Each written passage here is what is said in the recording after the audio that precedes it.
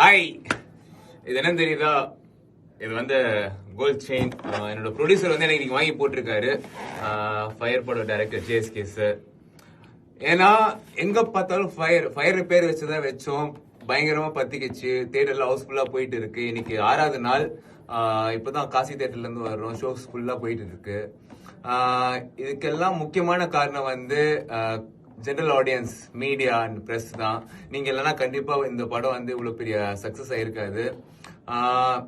நார்மலான ஒரு பர்சன், நார்மலான ஒரு பேக்ரவுண்ட்ல இருந்து என்னாலையும் சினிமால நடிக்க முடியுமான்னு நினைச்சிட்டு இருந்த காலம் ஒரு 10 வருஷம் ஹார்ட் ஒர்க். பட் ஒரு நெகட்டிவா நான் வந்து ஒரு ஷேட் பண்ணியிருந்தாலும் அதை வந்து இவ்வளோ பெருசா அக்செப்ட் பண்ணி நான் தியேட்டருக்கு போனா அவ்வளோ சியர்ஸ், அவ்வளோ சத்தங்கள். நான் எதிர்பார்க்காத ஒரு விக்டரி இது என் லைஃப்ல. நான் பிக் பாஸ் ஜெயிக்கும் போது எவ்வளவு சந்தோஷமா இருந்தேனோ அதை விட ஒரு 10 மடங்கு சந்தோஷமா இருக்கேன். ஏன் தெரியுமா? நான் மாடலிங் பண்ணது, பிக் பாஸ் பண்ணது எல்லாமே ஒரு ஆக்டர் ஆகணுன்ற கனவுனால தான்.